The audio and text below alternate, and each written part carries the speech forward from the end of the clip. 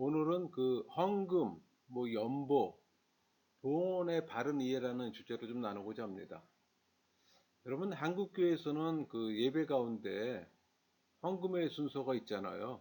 근데 여러분, 헌금이라고 하면은 돈이나 재물로 오해하기가 좀 쉬워요. 근데 성경에는 헌금, 연보, 봉헌이라는 단어가 다 나와요. 용어의 이해가 없다 보니 오해도 많고 또 잘못 사용하기도 합니다. 그래서 용어를 좀 정리하면서 그 의미를 좀 나누고자 합니다. 성경에는 헌금이라는 단어가 언급되어 있어요. 우리 민수기나 역대하, 누가복음에 표기되어 있는데, 그 누가복음 우리 21장 1절에 그 예수께서 눈을 들어 부자들이 헌금하며 헌금 넣는 것을 보시고, 이 헌금이라는 단어가 나오잖아요. 영어로 오퍼링인데, 헌납, 선물, 바치는 것, 그런 의미를 갖고 있어요. 그러니까 구약의 재물과 헌물이 같은 단어입니다. 그래서 여러분, 헌금은 돈일 수도 있고, 또 민수기 31장 50절처럼, 물건들, 여기서 물건이라 하면 폐물이나 발목고리, 손목고리, 인장 반지, 귀고리, 목고리, 이런 것도 헌금으로 본다는 개념입니다. 그러니까 헌금은 구약에서 하나님의 백성이 하나님께 바치는 돈, 물건을 표현하는 데 사용되는 거예요. 그러니까 헌금이라는 이 단어는 구약 성경에 나타나고 또 신약 성경에서는 복음서에만 언급됩니다. 그러니까 사도행전 이후에는 헌금이라는 단어가 나오질 않아요. 이 헌금의 뜻은 바치는 돈입니다. 그러니까 이 헌금은 구약과 복음서에서 나오는 선물이나 바치는 물건이라는 의미보다는 좁아요. 그러니까는 돈으로 좀 개념이 좀 축소된다는 얘기죠. 그러니까는 헌물, 성물 그런 의미는 또 빠져 있어요. 그래서 개역 개정에 사용하는 헌금이라는 단어는 사실 그 원어 성경에서 말하는 것과는 좀 일치하지 않습니다. 그러니까 성경적 해석에 이제 좀 차이가 있다는 얘기죠. 그래서 헌금의 이 성경적 의미를 부족하게 표현하고 있다는 얘기입니다. 굳이 좋게 말하면 현실적 적용의 용례라고 봐주는 게 일반적일 겁니다. 이 헌물, 그러니까 민수기 7장 10절 보면 제단에 기름을 바르던 날에 지휘관들이 제단의 공헌을 위하여 헌물을 가져다가 그 헌물을 제단 앞에 드리니라. 히브리어로 고르반입니다.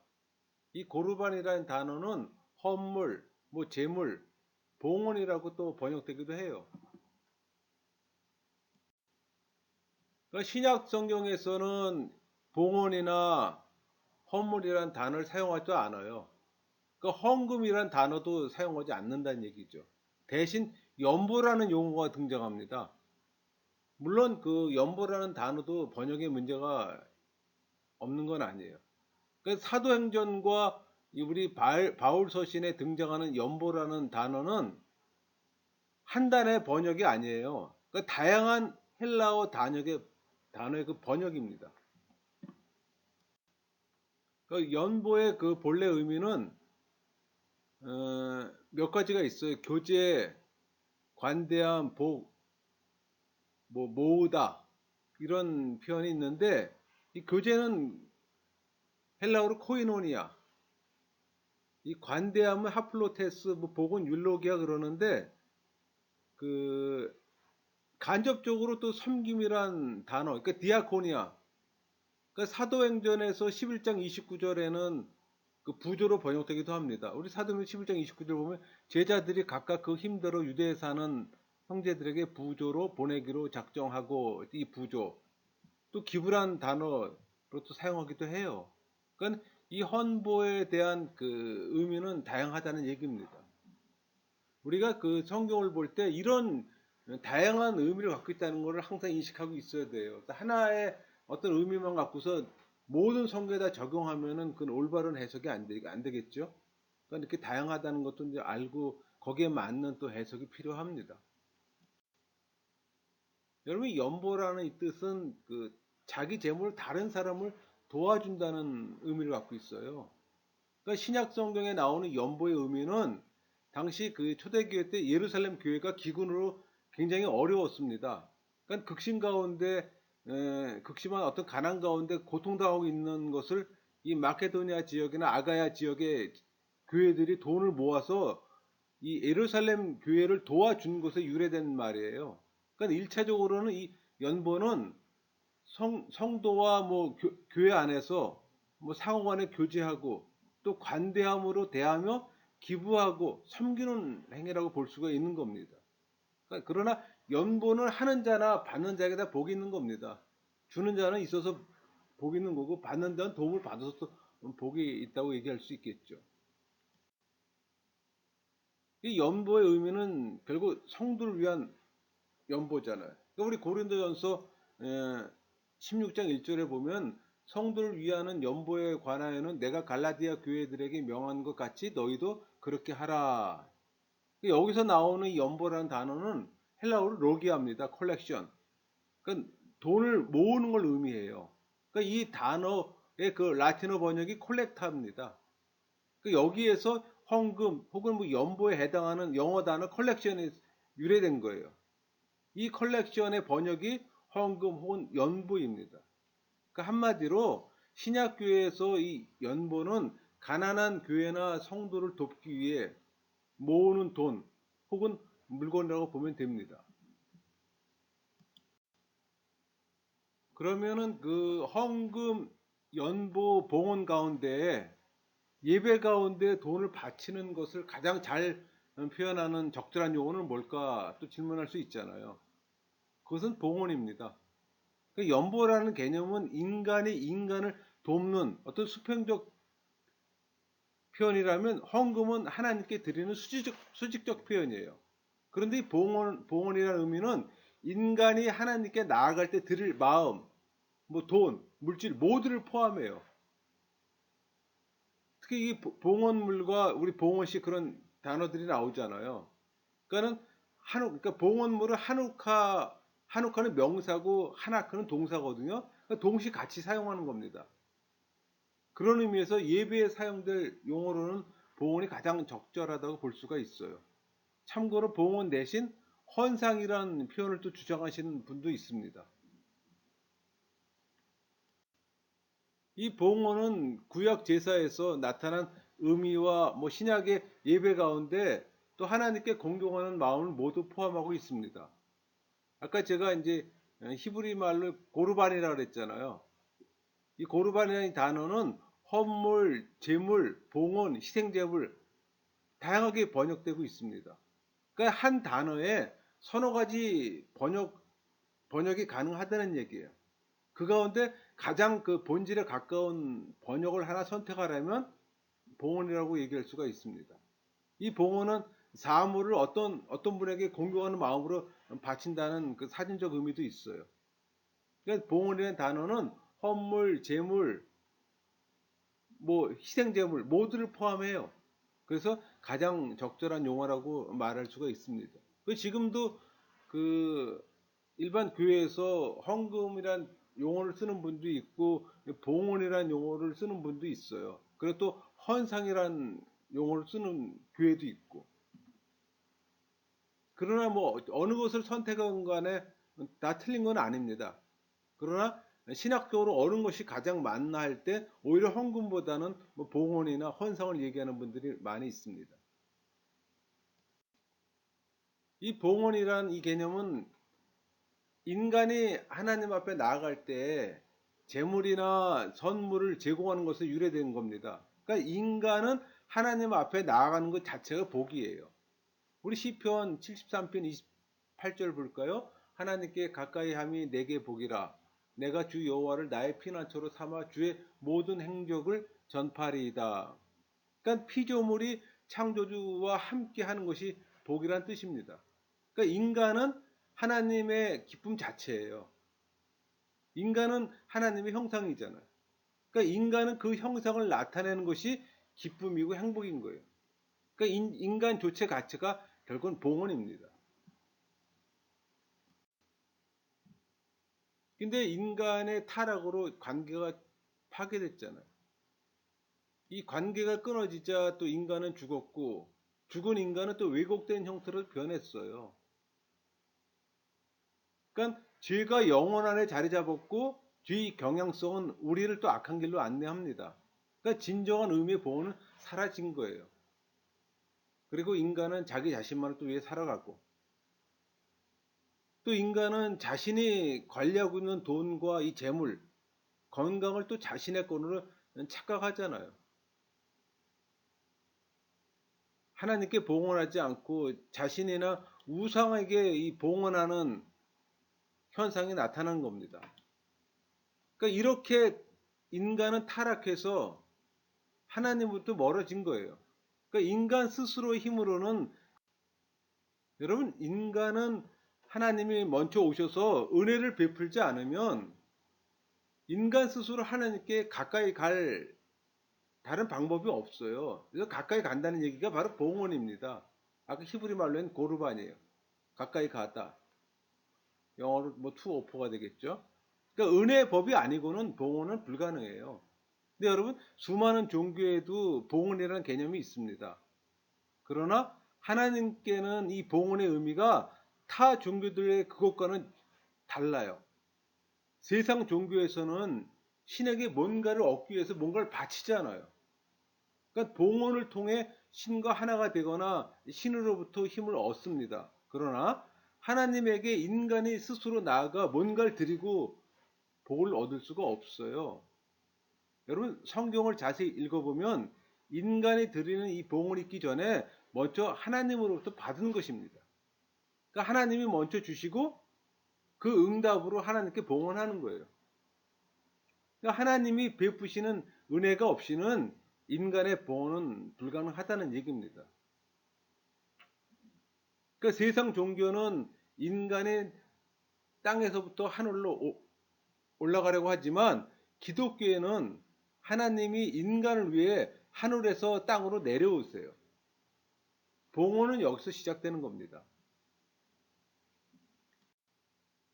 여러분, 제사제도는 인간이 하나님 위해 만든 게 아니에요. 하나님께서 인간을 위해 만들어 주신 겁니다. 그래서 우리 구약의 속죄제사의 주체는 하나님이지 인간이 아니에요. 마찬가지로 이 봉헌의 주체는 하나님이세요. 인간은 그 명령에 복종에 응답하는 것, 그 이상이 아니에요. 그러니까 우리 속죄제사에서 우리가 뭔가를 하나님께 드려 하나님의 그 어떤 노여움을 잠재우는 것이 아니라 하나님이 우리를 위해 봉헌할 수 있도록 제도를 만들어 주신 은혜의 결과입니다. 그러니까 우리의 피가 아니라 동물의 피로 우리의 죄를 용서해 주시고 또 용납해 주시기로 작정하신 하나님의 우리를 향한 선물이 바로 봉헌입니다. 여러분, 봉헌은 하나님께부터 온 것이에요. 우리가 봉헌을 하나님께 반납할 뿐이지 우리가 준비해서 드리는 게 아니라는 얘기입니다. 우리 구약에 보면은 피를 뿌리고 바르는 행위가 있잖아요. 이 행위는 결국 죄로부터 구별된 어떤 성결함을 또 보여주기도 합니다.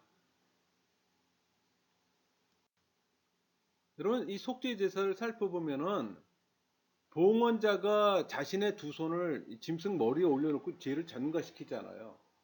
또 그렇게 함으로써 이 봉헌자와 짐승이 하나가 돼서 봉헌자 자신이 제단 위에 올라가는 것과 같은 효과를 또 얻어요. 결국 이 짐승은 봉헌자의 대리자가 되는 겁니다. 그러니까 피를 흘린 제물을 제단 위에 완전히 태워서 번제로 드릴 때 또 하나님이 봉헌자의 죄를 또 용서해 주시잖아요. 결국 하나님이 이 방법을 가르쳐 주시고 길을 열어 주심으로 인간이 하나님과 또 화목하게 되는 겁니다.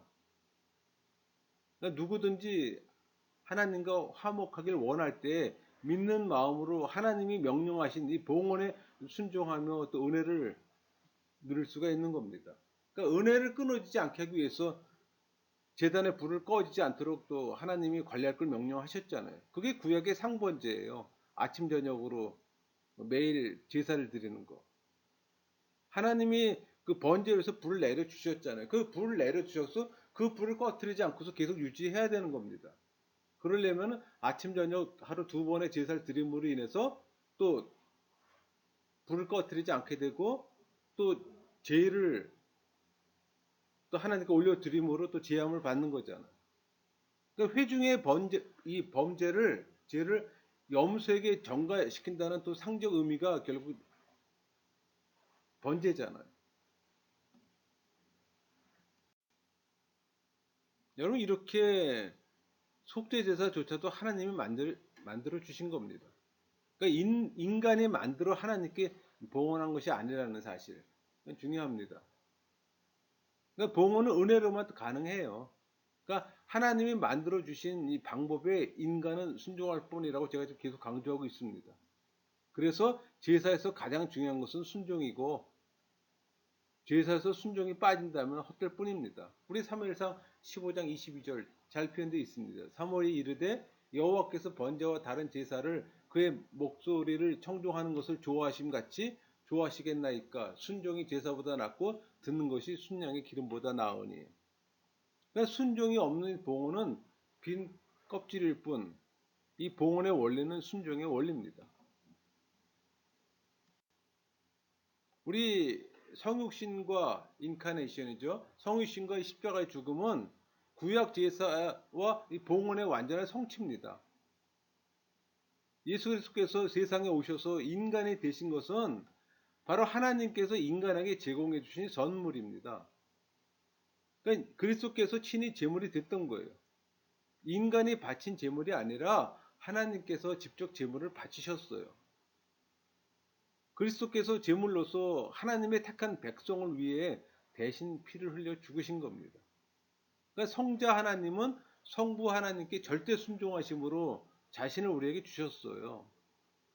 그러니까 예수님이 당신 자신을 우리를 위해 하나님께 봉헌하심으로 또 우리가 또 구원을 얻게 된 겁니다.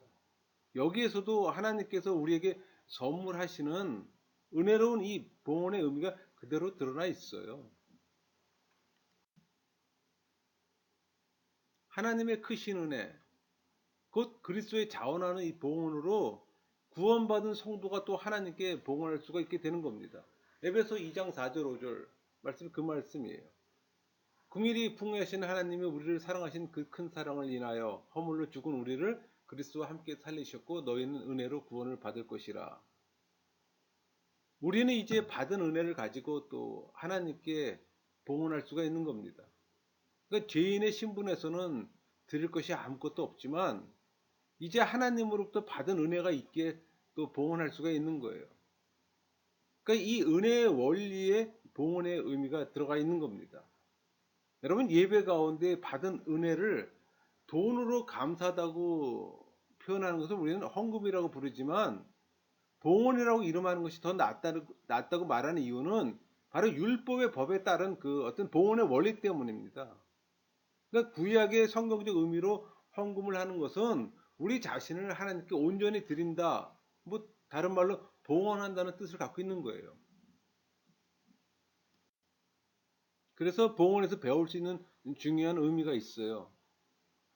그것은 청지기의 원리입니다. 이 세상의 모든 재물은 모두 하나님 거잖아요. 우리 시편 50편 9절에서 11절까지 볼까요? 내가 내 집에서 숫소나 내 우리에서 순염소를 가져가지 아니하리니 이는 살림의 짐승들과 무산의 가축이 다 내 것이며 산의 모든 새들도 내가 아는 것이며 들의 짐승도 내 것이미로다. 인간의 것은 하나도 없다고 하는 말과 같습니다. 빈손으로 왔다가 빈손으로 갔잖아요. 빈손으로 왔는데 뭔가 가지고 있다? 이것은 우리 것이 아니죠. 우리가 가진 것은 모두 하나님의 소유잖아요. 인간은 그냥 하나님으로부터 받은 것을 관리할 뿐입니다. 그러니까 인간이 할 수 있는 최상의 것은 받은 것을 감사하는 것, 그것뿐이에요. 이게 신앙인의 자세입니다. 우리 시편 50편 14절 감사로 하나님께 제사를 드리며 지순하신 이에게 내 소원을 갚으며. 여러분 이 청지기의 이 감사의 원리에 또 봉헌의 의미가 또 숨어 있습니다. 그러니까 하나님은 그 모든 소유를 인간에게 맡겨 관리하게 하셨어요. 우리 창세기 1장 28절 말씀이 그 말씀이 있잖아요. 그걸 보면은 하나님이 그들에게 복을 주시며 그들에게 이르시되 생육하고 번성하여 땅을 충만하라, 땅을 정복하라, 이런 표현이 있어요. 바다의 고기와 공중의 새와 땅에 움직이는 모든 생물을 다스리라 하시니라. 그러니까 인간이 하나님의 소유를 맡아 관리할 수 있는 것 자체가 은혜고 또 복이에요. 그런데 타락으로 하나님 것을 자기 것인 양 착각하고 땅을 자신의 유익을 위해서 파괴하고 또 생물을 욕망을 위해 학대하잖아요. 하나님이 세상을 창조하시고 다스리는 방식하고는 완전히 다른 모습으로 우리가 지금 이 땅 가운데 있는 겁니다. 여러분, 인간의 지혜도 불구하고 하나님의 세상을 향한 격려는 계속됩니다. 우리 에베소 3장 9절, 영원부터 만물을 창조하신 하나님의 손에 감추어졌던 비밀의 경륜이 어떠한 것을 드러내게 하려 하심이라. 경륜, 이 경륜은 계획을 가지고 세상을 다스리는 걸 의미합니다. 뭐 다른 말로 경영이라는 말의 또 의미도 갖고 있어요. 그러니까 세상을 향한 하나님의 섭리는 창세부터 말세까지 계속될 겁니다. 여러분, 이 경륜, 이 단어는 헬라어로 오이코노미아예요. 청지기 역할을 의미하기도 합니다. 그런데 하나님께서는 그 경영을 사람에게 맡기셨어요. 그래서 인간을 청지기라고 얘기하는 겁니다. 우리 마태복음 20장 그 8절에 저물매 포도원 주인이 청지기에 이르되 품꾼들을 불러 나중 온 자로부터 시작하여 먼저 온 자까지 삭을 주라 하니, 청지기라는 단어 나오잖아요. 헬라어로 에피트로포스입니다. 그러니까 한 집안을 주인의 명령에 따라 다스리는 집사 같은 자예요. 그러니까 청지기는 주인의 경영 철학에 따라 모든 재산을 맡아 관리해요. 그래서 이 청지기의 관리와 경영의 기준은 철저하게 주인의 뜻이어야 합니다. 그래서 인간은 단지 하나님의 재산의 관리자요 혹은 경영자일 뿐입니다. 여러분, 인간은 이렇게 하나님께서 맡기신 세상의 모든 것을 잘 관리하고 경영해야 할 책임을 지고 있어요. 인간은 자신의 것이라고 말할 만한 그 어떤 소유도 없습니다. 그저 인간은 단지 위임받아 관리하고 있을 뿐이라는 걸 고백해야 되는 거예요. 그러니까 모든 것이 하나님으로부터 온 것임을 고백하고 인정하는 이 과정이 성경에 있어요. 그것을 우리는 봉헌이라고 얘기합니다. 그러니까 인간이 맡아 관리하고 경영하는 것이 하나님의 것이라는 것을 인정하고 고백하는 것이 봉헌이에요. 만약 봉헌이라는 모습이 없다면 인간은 그 모든 것이 하나님의 것이 아니라 자신의 것이라고 착각하게 될 겁니다. 그러니까 이 봉헌은 참 의미는 받은 일부를 드림으로써 모든 것이 하나님의 것이라고 고백하는 거예요.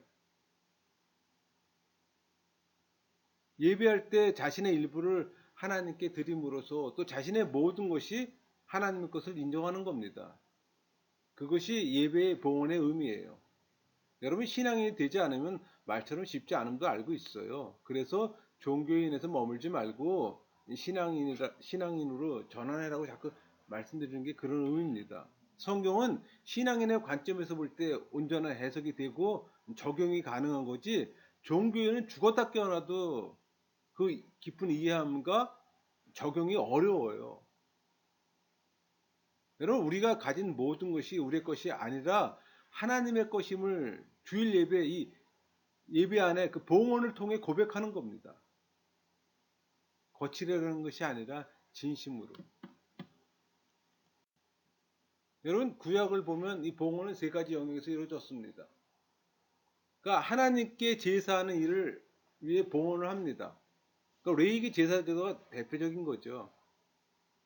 하나님의 백성은 이 성막과 성전을 짓는데 또 필요한 물질을 또 하나님께 드렸어요. 또 다른 하나, 제사장과 레위인의 생활비를 충당하기 위해서 또 봉헌했습니다. 또 가난한 자를 구제하기 위해서도 봉헌했고.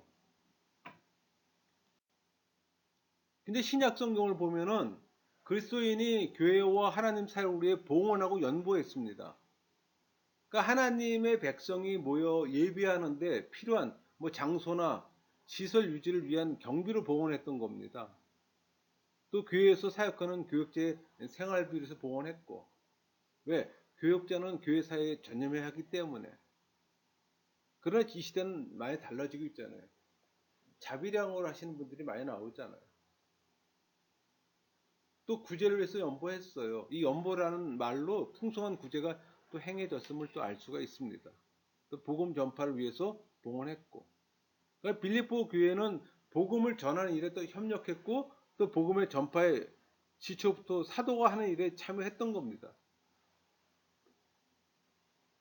그게 빌립보서 1장 5절 말씀이에요. 너희가 첫날부터 이제까지 복음을 위한 일에 참여하고 있기 때문이라. 여러분, 그 새 언약 시대에는 뭐 옛 언약의 율법의 지배를 받지 않고 은혜와 사랑의 법의 지배를 받잖아요. 그렇기 때문에 뭐 구약의 헌금 규례나 처소산을 바칠 필요는 없습니다. 대신 그리스도 안에 나타난 하나님의 사랑에 대한 감사로 봉헌하는 겁니다. 이 점에서 구약과 신약의 봉헌의 차이는 없어요. 단지 방법이 다를 뿐이지. 또 신약에는 봉헌에 일관된 규칙이 없습니다.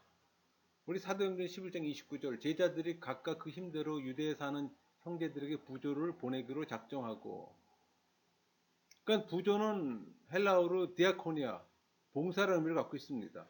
그러니까 봉사자가 할 수 있는 섬김으로 구제헌금을 드렸어요. 우리 고린도서 16장 2절 매주 첫날에 너희 각 사람 수입에 따라 모아 두어서 내가 갈 때 연보를 하지 않게 하라. 그러니까 봉헌제 수입이 얼마나 되느냐가 또 봉헌의 액수를 결정합니다. 우리 고린도 후서 8장 3절 내가 증언하노니 그들이 힘대로 할 뿐 아니라 힘에 지나도록 자원하여. 그러니까 봉헌자는 자신의 힘을 다해 봉헌할 것이지만 때로는 힘에 넘치도록 또 자원에 봉헌합니다. 우리 누가복음 18장 12절에 바리새인은 소득의 11절 했잖아요. 또 누가복음 19장 8절에 삭개오는 또 수의 절반을 봉헌했고, 또 누가복음 21장 4절에는 또 가난한 과부는 생활비의 전부를 또 봉헌했습니다. 또 사도행전 4장 37절에는 바나바는 토지 전부를 또 바쳤고, 이런 예들을 살펴볼 때 이 봉헌의 양은, 그러니까 헌금의 양은 일정하게 정해진 거 없어요. 그러니까 이 봉헌의 특징은 구약이나 신약이나 다르지 않다는 얘기입니다. 여러분, 이 봉헌의 액수는 다릅니다. 믿음이 약한 자는 많이 못해요. 또 많이 하는 것도 유익하지 않고. 그러나 성령의 지배 안에서 은혜를 많이 받은 신자는 많은 봉헌을 하게 됩니다. 여러분, 이 영적 부유함의 정도에 따라 물질적 이 봉헌의 액수도 결정돼요. 그러나 여러분, 신약교에서는 헌금의 액수를 강제하지 않습니다. 왜? 봉헌할 수 있는 자체가 복이고 또 은혜이기 때문에. 이 봉헌의 자세는 뭐 인색함이나 억지가 아니고 기꺼이 즐거운 마음으로 해야 합니다. 우리 고린도후서 9장 7절 각각 그 마음에 정한 대로 할 것이요 인색함으로나 억지로 하지 말지니 하나님은 즐겨내는 자를 사랑하시느니라. 새 언약 시대의 봉헌은 성령의 법 아래 있습니다. 그러니까 사람의 눈을 속일 수 있지만 성령을 속일 수가 없잖아요. 그러니까 아나니아와 삽비라가 성령을 속이려고 했어요. 자신들이 가진 것을 다 팔아 봉헌했다고 속였잖아요. 또 그런 행위는 봉헌을 통해 자신들의 믿음을 다른 사람들에게 또 과시하고 싶었던 겁니다. 결국 아나니아와 삽비라는 좋지 못한 자세로 또 봉헌하다 죽었어요. 가장 미련한 거죠. 성령과 진리 대신 예수 그리스도의 이름으로 봉헌하지 않는다면 우리에게 어떤 봉헌도 유익이 되질 않아요. 여러분, 봉헌으로 하나님과 흥정하지 마세요. 무엇을 받기 위한 조건으로 봉헌하는 것은 바로 그런 것들입니다. 제가 봉헌하는데 여러분들이 헌금을 이해하시면 될 겁니다. 그러니까 교회에 유행하는 수많은 제목의 헌금 목록에는 이런 것들이 줄비해요. 여러분, 봉헌은 하나님의 일을 위해 하나님으로부터 받은 것을 드리는 자발적인 감사 행위입니다. 그 이상도 그 이하도 아니에요. 성경은 우리 마태복음 6장 21절 네 보물이 있는 그곳에는 네 마음도 있느니라 이렇게 표현하고 있습니다. 그러니까 봉헌을 하는 구체적 행위는 우리 마음에 포함되는 것이 사실이에요. 그러니까 삶의 자세가 어떠해야 하는가를 또 보여주는 말씀이기도 합니다. 예수님이 가난한 과부의 두 렙돈에 대해 평가하신 것을 볼 때 잘 드러납니다. 누가복음 21장 2절에서 4절 말씀에 그 말씀이 있잖아요. 또 어떤 가난한 과부가 두 렙돈을 넣은 걸 보시고 이르시되 내가 참으로 너에게 말하노니 이 가난한 과부가 다른 모든 사람보다 많이 넣었도다. 저들은 그 풍족한 중에 헌금을 넣었거니와 이 과부는 그 가난한 중에서 자기가 가지고 있는 생활비 전부를 넣었느니라 하시니라. 여러분, 봉헌에게 많고 적음의 문제가 아니라 그 마음이 더 중요한 겁니다. 그러면 마음이 중요하니 굳이 헌금하지 않아도 된다는 뜻인가? 그렇지는 않죠. 예수님 말씀하셨어요. 마태복음 6장 20절 내 보물이 있는 그곳에는 내 마음도 있느니라. 여러분, 가난하지만 그 은혜에 대한 마음을 또 표시해야 합니다. 물론 자신의 수입이 얼마가 되는지 보고 판단해야죠. 가난한 가부는 자신이 하나님으로부터 받은 은혜가 너무 커 자신이 가진 생활부 전부를 봉헌했습니다. 여러분, 이 봉헌의 기준은 재산의 많고 적음이 아니에요. 받은 하나님 은혜에 대한 마음과 자세의 결정입니다. 그러나 대체로 재산이 많은 자가 교회에서 많은 헌금을 하는 것이 또 옳습니다. 많이 받았으니 많이 바치는 것이 옳죠. 초대교회는 가진 자들이 자신들의 재산을 팔아서 사도들의 발 앞에 내려놓아 가난한 자들 돕게 했잖아요. 그러니까 부자는 자신의 재산을 하나님 나라를 위해 봉헌하는 것이 복입니다. 그게 신앙인의 자세예요. 여러분, 예배 가운데 드리는 헌금은 끝이 아닙니다. 이 헌금, 봉헌은 모든 삶의 표현이에요. 그러니까 이 봉헌은 구체적으로 삶 가운데 나타나야 합니다. 여러분의 감사는 은혜에 대한 감사의 표현이고 청지기로서 우리가 가진 모든 것이 하나님의 것임을 또 인정하는 고백이잖아요. 그래서 봉헌은 삶과 연결될 수밖에 없어요.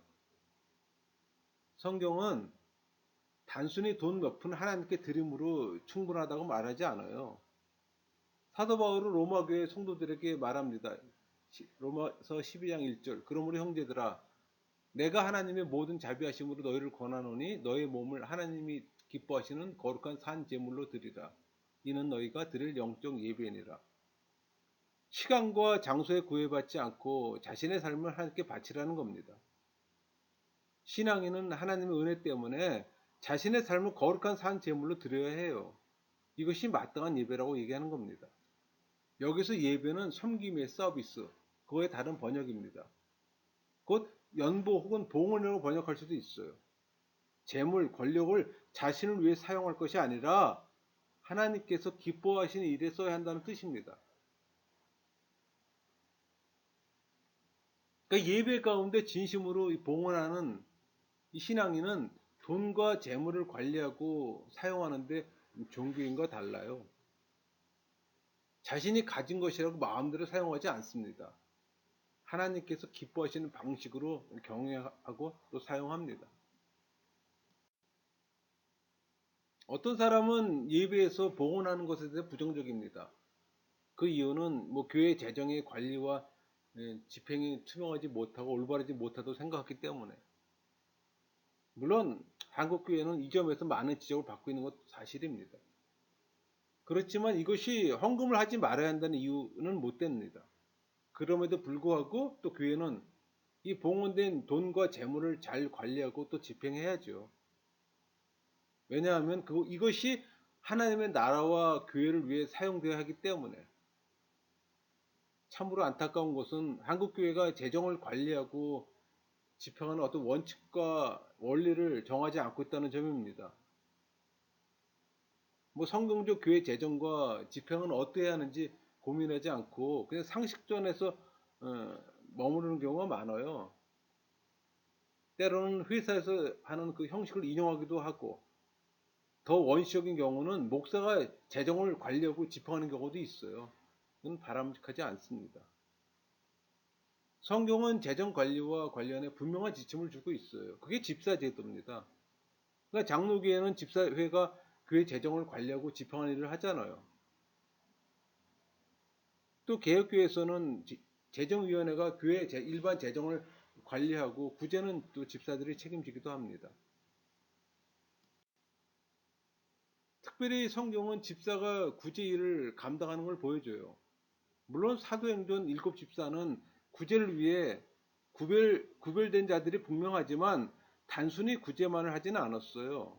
뭐 스테반과 빌립 집사는 복음 전파하는 일에 오히려 더 큰 역할을 했던 걸로 보입니다. 그렇지만 교회가 세워져 가면서 집사의 역할이 재정의 관리와 집행과 또 밀접한 일을 한 것으로 보입니다. 또 이것은 역사의 발전과 더불어 또 다양하게 전개되었지만 종교 개혁자들이 집사 제도를 이 성경의 기초에서 정착시켰던 겁니다. 각 교회는 교회 재정 원칙을 성경적 기초에 만들어야 합니다.